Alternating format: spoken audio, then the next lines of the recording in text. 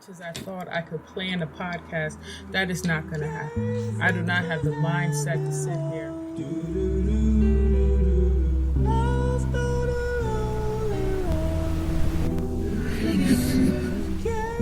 Chop up block for block how I'm going to tell you about weight loss and weight gain.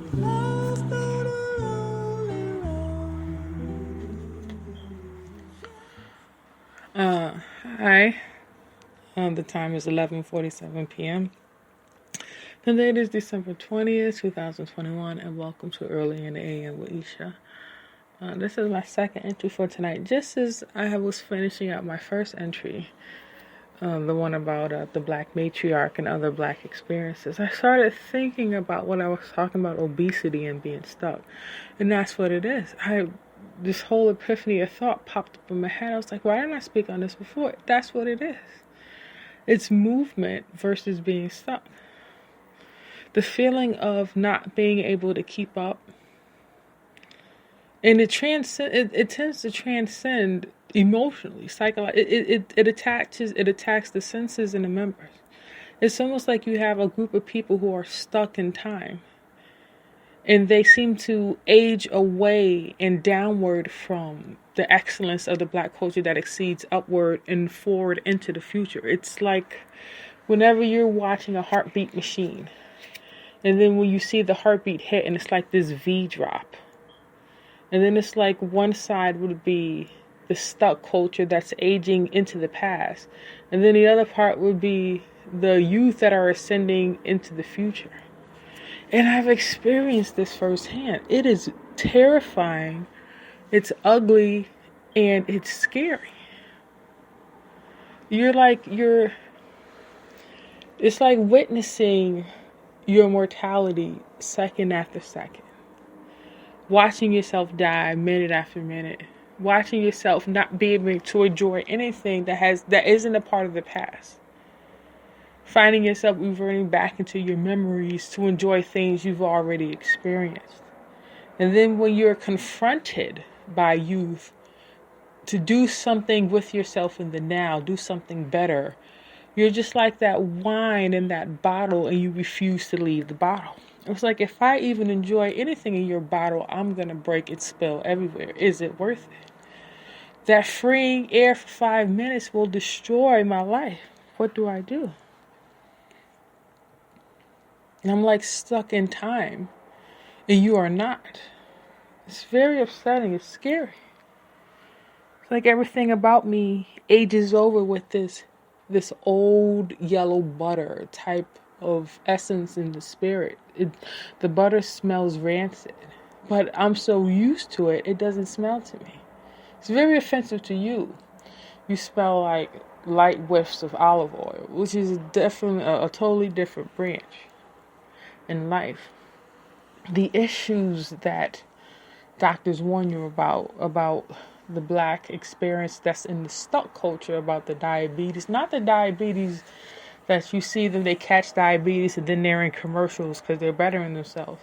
About the people who have diabetes, they know they have diabetes and they refuse to acknowledge it because they're not into the medicine or whatever. And their pride is their livelihood. The things they can control their livelihood. And they don't take the medicine, but they eat the candies and they pull back away from the salts and the porks as much. But it's in their pride, they're still who they are. You love them to death for it. Because it seems like someone understands. You have someone to run to for your issue, someone who has the same issue as you. You don't feel so alone. And that is everything to you is priceless. No diamond in the world is worth it. You find yourself turning away from clarity for your version of the certain, which is quite uncertain in other walks of life. But you don't care about that. You still have your soul from Frankie, Beverly, and Maze, and Frankie, Beverly, and Maze, and the Al Greens, and Stylistics, and the Earth, Wind, and Fire, and that is enough. It will be enough for a lifetime. There's a lifeline in that culture where it seems like everything about it is on a board. Everything about it has just jumped ship and abandoned life and it just sticks to what it knows. It doesn't know, this life doesn't know anything about what the youth know. I'm in this, spiritually, I'm in this boat. And it's taking over me every day. It's spreading into my limbs. And it's forced me, it's feeding off my celibacy, actually. It thinks it's like this life juice that is just like Niagara Falls every single night and day. And me having to suffer and suffer and suffer just to keep it going. It just adds to the depression. It adds to my wants, to my wanting to eat certain foods and eat more and sit down more. And then forcing myself to get up and exercise to make sure I burn some type of calories during my day. And this is just to maintain this stuck culture. The stuck culture, I should call it. I sit in my room and I just watch things from my youth over and over. I reminisce on old friends over and over. I think about men I will never have, but slightly can fantasize about over and over. And then I accept possibilities that'll never happen. But I work hard for very minute things. I work hard for a poem that only 3 or 4 people will read. I put days of effort, years of effort into something that somebody with a college degree will reject because it's not about their principles. This is the stuck culture. And people in your culture won't even read it because they have issues with their eyes and they just have headaches and they just want to pay attention to what makes them normal, what gives them peace. And having to grant them that all the time just kind of rips you apart. Your arms are pulled out the sockets. Your fingers hurt and your hands swell up and you're just standing there crying tears out of your ears because your eyes they just close. Like, I don't even want to see it. Like, I don't even want to see it. Who can help you if you want this? If you want this to happen to you, who's going to tell you it can't happen to you? Who's there to tell you you're not happy? If you're inherited all this trouble, like it says in the Bible, and all this trouble in the world, why would you ask for more? Why would you pretend to believe you can help this stuck generation of human beings? How are you going to help? What are you going to say? Are you going to tell them to get up and start walking? You're going to tell them to take their medication, stop eating pork, stop sitting down watching TV, eating Lay's potato chips? You're going to tell them they're not in the pain they say they are, that they're just exaggerating? You're trying to get me cussed out for no reason? You got issues, not me. It's a shorter life for many of us. This life doesn't exist for me. I'm never going to know what you know. We are too far apart. It's been too many years. I'm starting to savor these moments when you do come around. Because so much of my life is pitted up against you. It's built to be your foe, not your friend. My lifestyle was built to be your foe and not your friend. It's because of small jealousies within I didn't take care of when I was younger. I let the fires burn out of control. And now that it's present, who do I have time for? It's the family members you saw once or twice during your entire lifetime, and now they're popping up deceased.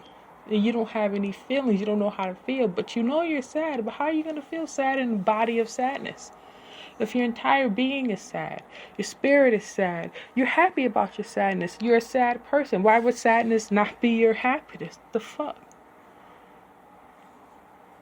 I look in my mirror and it's the sadness that makes me pretty.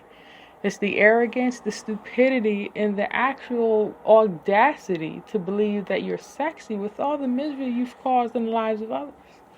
This is what makes you pretty. This is the vanity that the stuck culture was made of. And coincidentally, it mirrors the same properties of the future culture.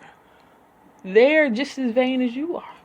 It's just in different madnesses. Their vanity comes in their thinness, their sexy bodies, their flaunting their skin, their money and power. The stuck culture does the exact same thing. But they're sexy in their obesity and their stretch marks. They are so happy they don't look like you. That's why they celebrate themselves. They feed off of the misery. A part of me does the same thing.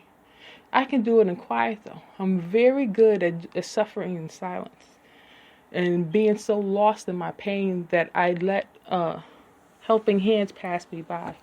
There's that old that Bible thing where God sends you help, but because he doesn't send it in the form that you want, you tend to ignore it or let it pass you by. And then when you're about to die, you realize that you rejected all the other times God tried to help you. It's like being a fantasy baby. You're stuck in the music videos again, trying to get LL Cool J to pick you up in his ride. And in the meanwhile, he done sent you 3 Flavor Flavs, and you keep saying no to them, not knowing Flavor Flav and LL are probably best friends. And one day, if you would have just took the Flav, you could have got an autograph from L. We never see it that way. You never see it that way. Or you see it too many ways, and you can't make a choice. Spreading yourself too thin, giving everybody a slice of the pie, there's nothing left. Nothing left to give. You can't give 100%. If you ain't got nothing to give, that's the sadness. But it's happiness too at the same time. It's a true grit. It really is. But it doesn't make me sad. It's the truth. And that truth has disfigured me immensely because I've stared it in the face. It looked me in the eye, spoke to me, and I spoke back. In that truth, I have been disfigured this way. And that may not be cute to you.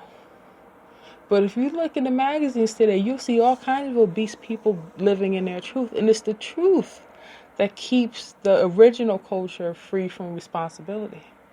Because as long as you're telling the truth, there's no latches on them for living in what their truth is, no matter how superficial or shallow it is. You gotta love people on both sides. You can't be so worried about how they feel about themselves and how it's going to affect you because they've made their choice.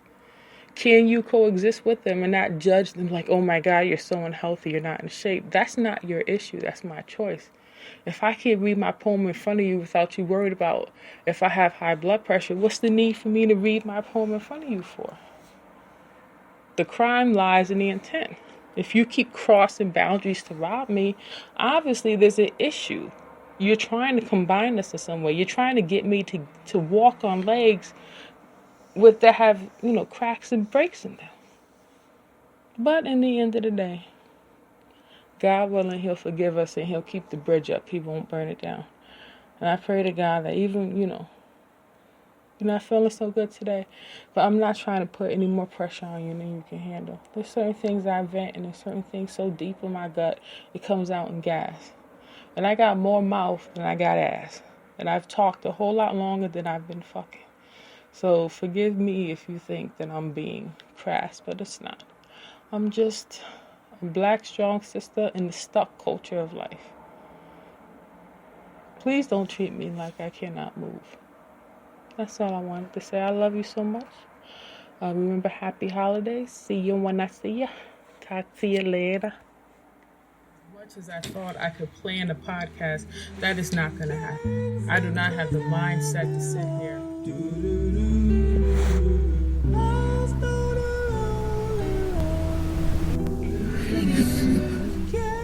Chop up block for block how I'm going to tell you about weight loss and weight gain.